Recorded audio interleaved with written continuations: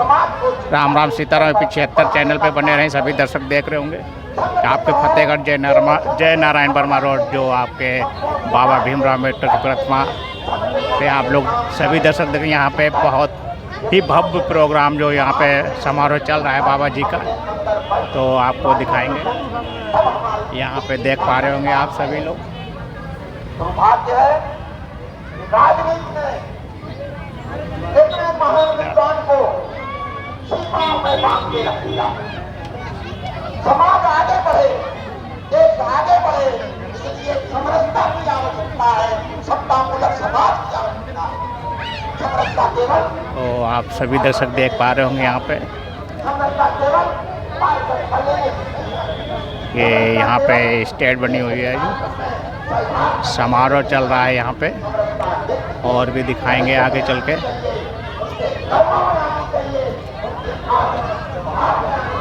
तो चलते हैं ऊपर।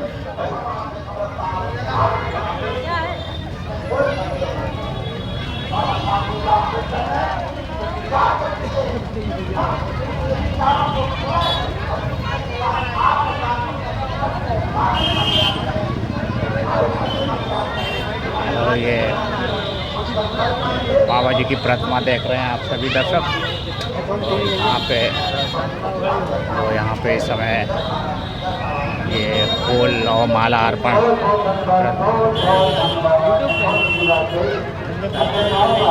बता दो। तो ये सभी दर्शक देख पा रहे होंगे।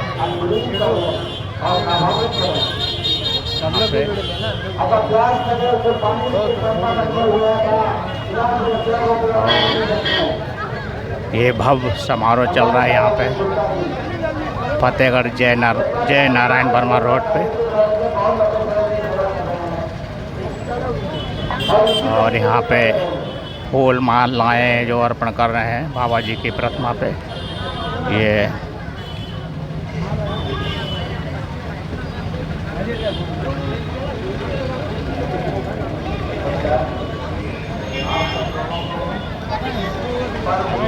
मिलते हैं यहाँ पे।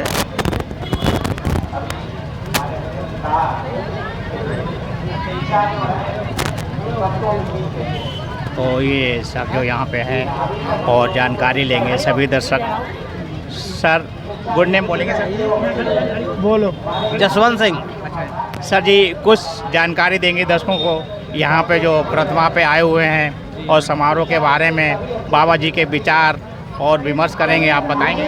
हाँ, बाबा जी ने जो हमारे साथ संविधान का समझौता किया था, जो संविधान लिख के दिए, आज उससे हमें आज़ादी मिली है और हम लोगों के साथ रहते हैं। हमको फूल खुलने की आज़ादी मिली। जो हम पहले विवश में जीते थे, पीने के लिए पानी तरसते थे, खाने के लिए खाना नहीं मिलता था और गुलामी में जीते थे, वो गुलामी खत्म हो चुकी। आज हम आज़ादी से जी रहे हैं, स्वतंत्रता है इस देश में। देख रहे हैं बाबा जी के भी विचार हैं, और ये बताना चाहूँगा सभी देशवासियों को ये विचार अपने अपने मन में लाएं और देश को आगे बढ़ाएं। यहाँ पे समाज में एक अच्छी स्थिरता बनाएं और भी मिलेंगे लोगों से।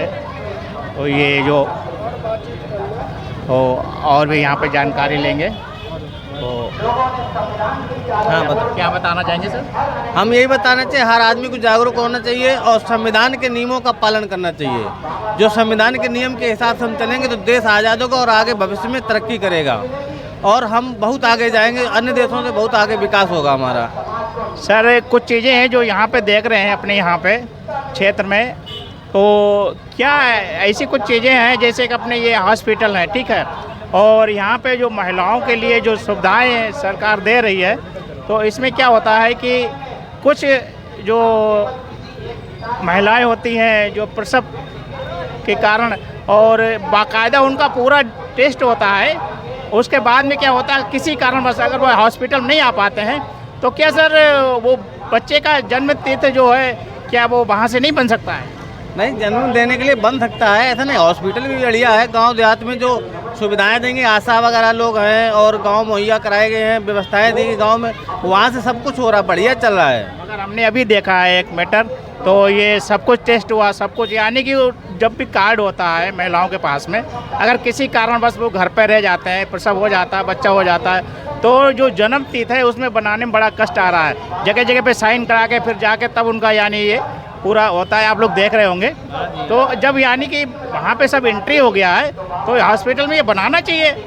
देखो कुछ सरकारी अस्पताल होते हैं, वहाँ पे प्रसव हो रहा है तो वहाँ पे टोटल लिखा पड़ी होती है बच्चा कितने जमा आए, बच्चे आए और डिलीवरी कब हुई उस समय दिया जाता है, उसमें कोई दोहराए नहीं है, तुरंत आपको कार्ड मिलना चाहिए। ऐसा नहीं हो रहा है। लेकिन कुछ जगह यहाँ पे कुछ अधिकारी गड़बड़ कर देते हैं। इसी पे आवाज़ उठाएं आप सभी लोग मिलके। लेकिन सरकार जो है, हकीकत तो कुछ अधिकारी जो हैं वो गड़बड़ कर देते हैं, लेकिन सहना किसको पड़ता है? सरकार को। लेकिन सरकार जिम्मेदार नहीं, इसमें कुछ व्यक्ति जिम्मेदार हैं जो गलत शोषण कर रहे हैं हम लोगों का। हम यही तरीके से जैसे बाबा साहब ने जो किया है, देश के लिए किया है, हमारे संविधान में किया है, उन्होंने ऐसे कोई धारणाएं कुछ नहीं है, सबके लिए बराबर किया है। मगर यहाँ पे जो जमीनी स्तर पे देखा जाए तो लोगों की धारणाएं चेंज हो जाती हैं। यहाँ पे भेदभाव चल रहा है भाई साहब। ये भेदभाव कैसे खत्म करेंगे सर? इसी को तो करना है। हमने देखा है कि इस सरकार में हिंदू हिंदू हिंदू कह रहे, या तो हिंदू रखो या मुसलमान रखो, देसी को बदल दो, सब सुधर जाएंगे, सब अच्छा रहेगा। बाबा साहब ने ऐसा कोई नहीं है ऐसा कुछ किया जो हिंदू रखो या मुस्लिम, उन्होंने सभी वर्ग के लिए यानी कि न्याय बनाया है। बाबा जी कहते हैं हम सब बराबर हैं, आप मनुष्य हम मनुष्य हैं, बाकी कोई मतलब जाति भेद नहीं होनी चाहिए। लेकिन क्या है, लोगों के अंदर भावना है वो गलत है।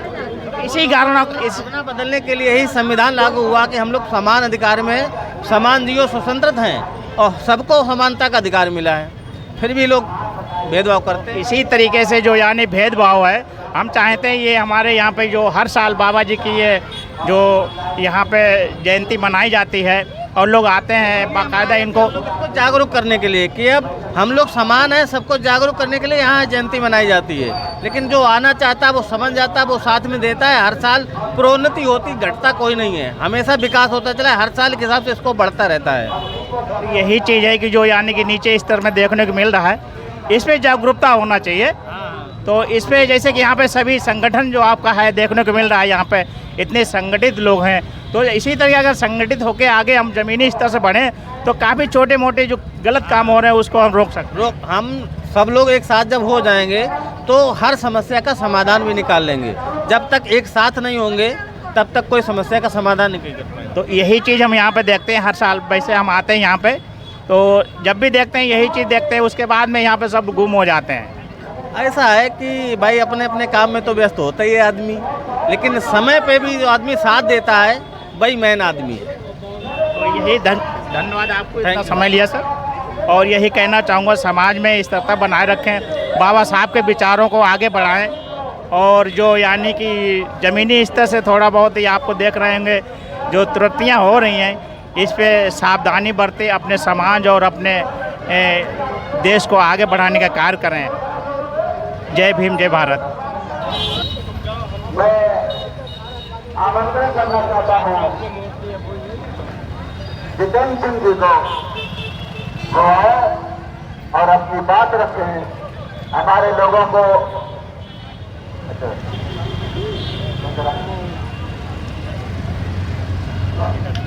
समाज सेवी श्रद्धेय विश्वनाथ गौतम जी सभा में उपस्थित हैं, तो मंच पर आए और अपना स्थान ग्रहण करें और सम्मानित करने का उन्हें सम्मानित करेंगे राम नरेश गौतम जी,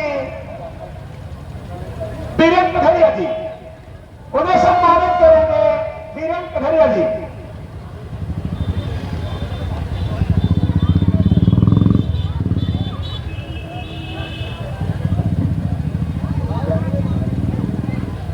ये बेटी है दिव्यांशी, ये अपना उद्बोधन करेगी। तो बेटी के लिए जोरदार तालियां हो जाए भाई, बेटी के लिए जोरदार तालियां हो जाए, क्योंकि बेटी बढ़ेगी, बेटी पढ़ेगी तभी आगे बढ़ेगी। तो इस बात को तो यहाँ पर इतराज होना चाहिए।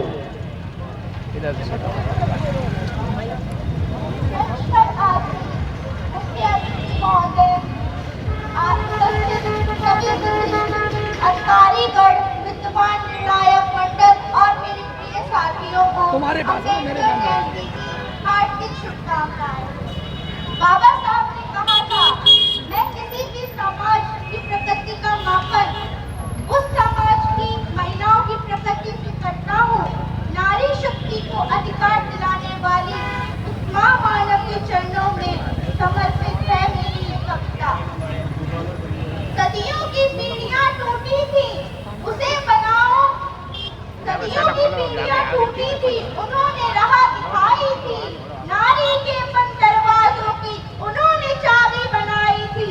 वो कहते थे बेटी को पढ़ाओ, वो कहते थे बेटी को पढ़ाओ, उसे बनाओ काबिल, तभी तो आज हर महिला है हर फैसले में शामिल। हिंदू कोड फिर से दिया हमें बराबरी का अधिकार, हिंदू कोड फिर से दिया हमें बराबरी का अधिकार, वरना चौखट के भीतर ही सिमट जाता हमारा संसार।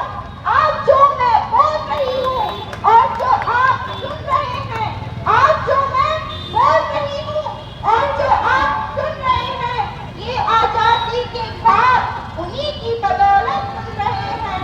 शिक्षिका, वकील, डॉक्टर, क्या हो देश की नेता। शिक्षिका, वकील, डॉक्टर, क्या हो देश की नेता।